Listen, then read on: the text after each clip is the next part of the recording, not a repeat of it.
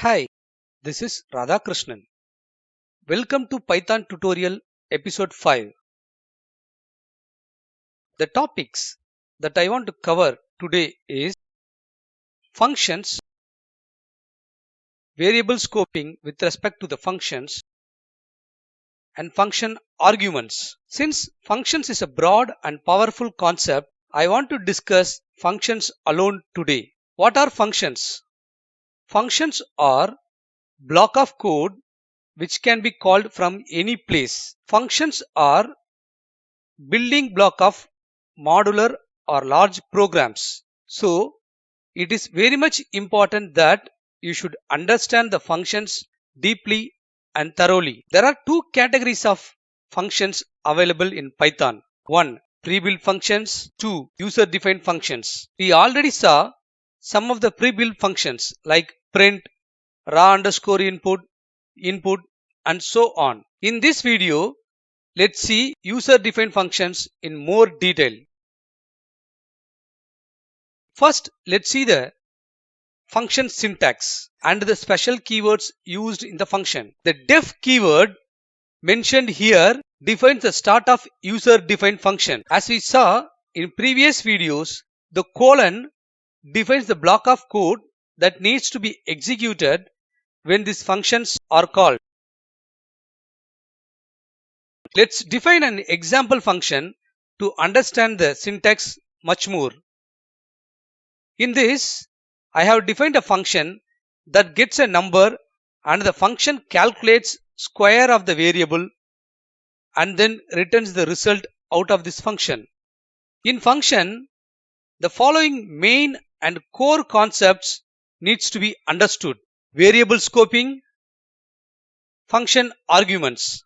Scoping can be understood like the effect of variable available at up to what level. There are broadly two major types of scoping of the variables: local variables, global variables. Function arguments defines how the arguments are passed to the functions. There are two ways we can pass the arguments to the function: pass by value and pass by reference. And finally, the return statement, which returns the value out of this function to the caller.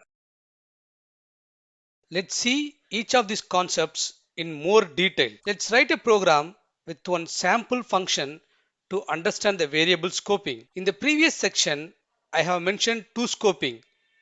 Actually, there are three scoping.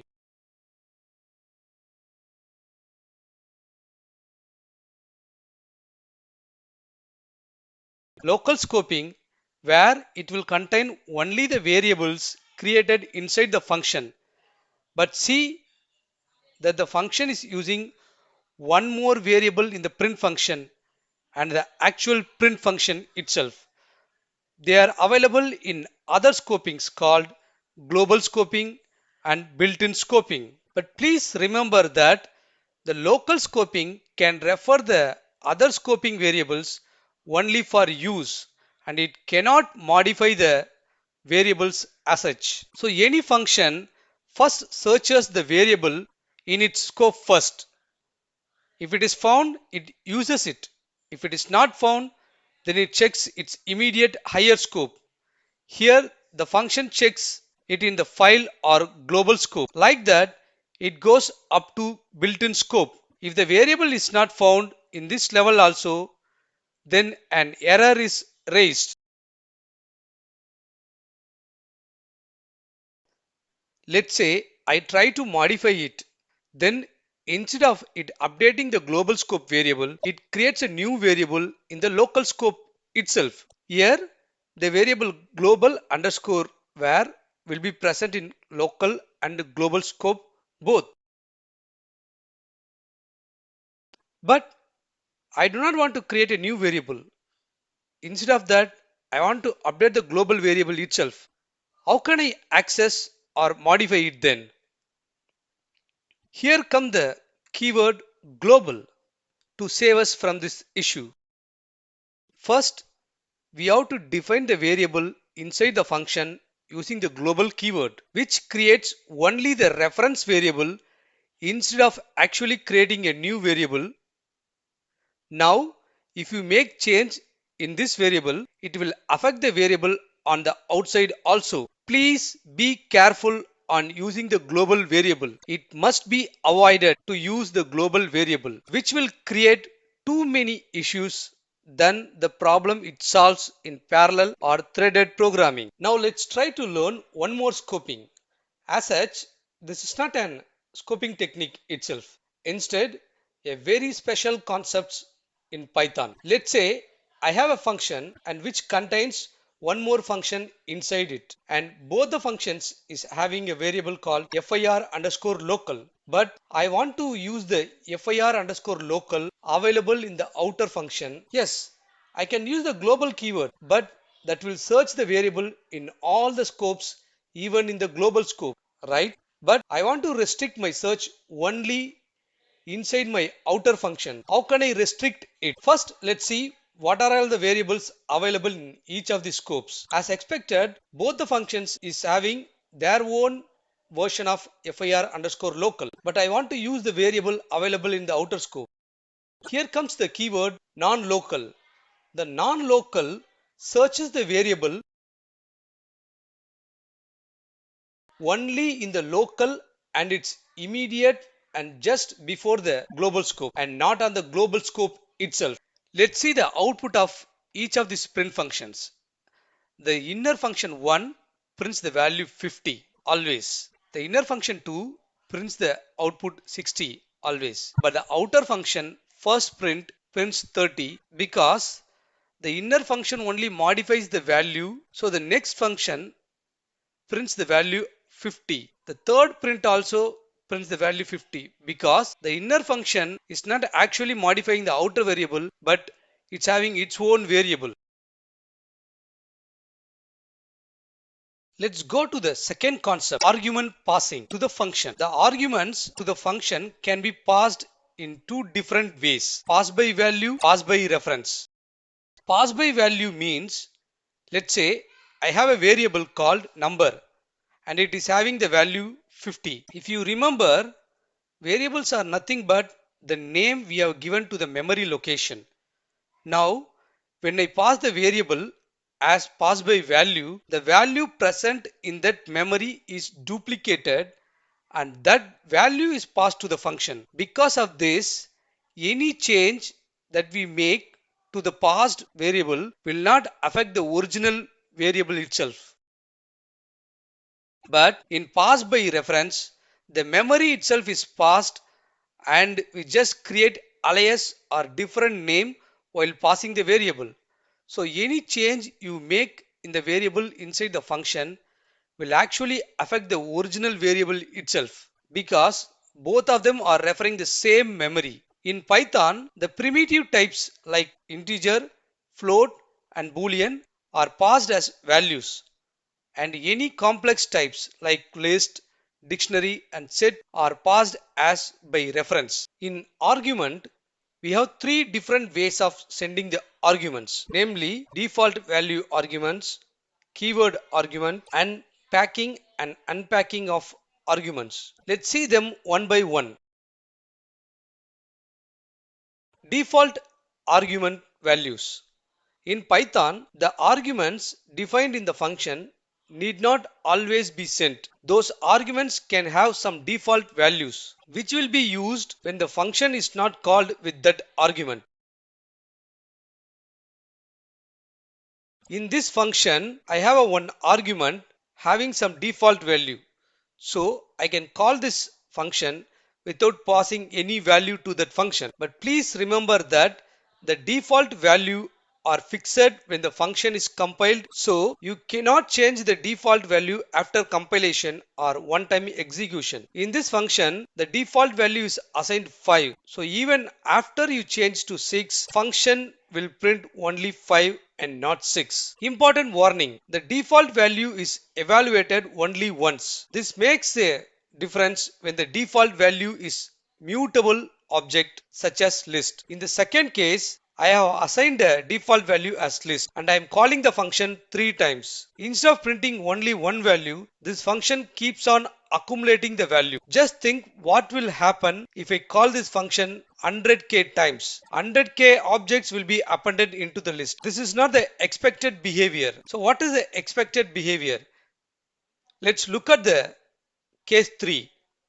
Here I have defined the default value as none and I'm creating a list inside the function if it is none. As expected, this is printing the output as we want. So you should be careful or you should not assign any mutable object as a default value in the function arguments.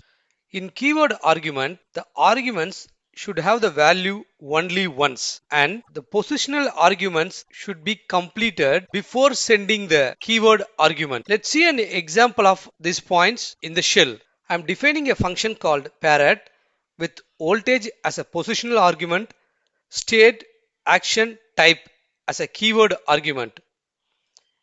Inside the function, I'm doing a 4 different types of print functions which will help us to understand the keyword argument better. As a first step, I'm calling the parrot function only with the positional argument. Next, I'm calling only with the keyword argument.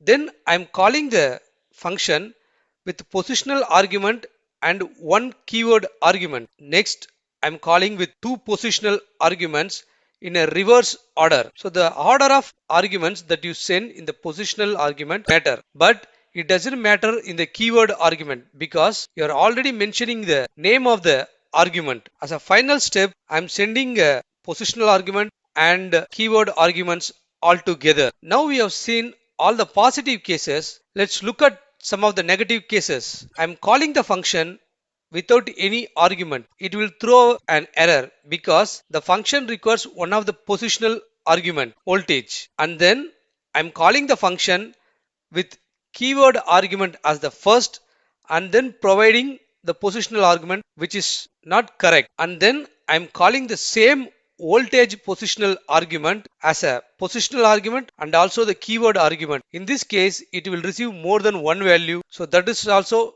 not correct, and then finally I'm calling a unknown keyword argument.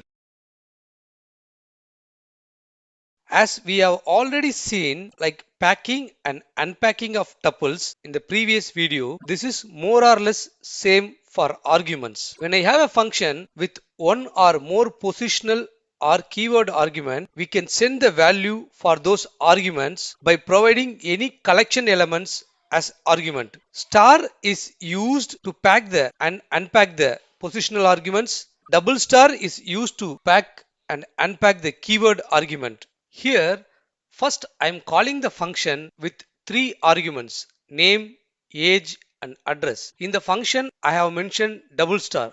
That means all these arguments will be received as a dictionary and it will be printing the dictionary. In the unpacking, I am constructing the argument in the dictionary and then I am using the double star while calling that function, which will be sent as a 3 different arguments in the function. In the same fashion, I'm calling the positional arguments also with 1 star and using a list to unpack the values while calling the function with different arguments. The next section is lambda expressions or functions. This is generally called as one-line function or anonymous function. This is mostly used on the function where the function is expecting an function as an argument. Here I have defined a function which receives a number and then it adds up the same number and returns the result. Here I have provided a function for sorting a list of tuples based on the second index present in the tuple. In this way, you can use the lambda expressions or functions to pass the function as an argument to another function which requires some logics to be done in a single line.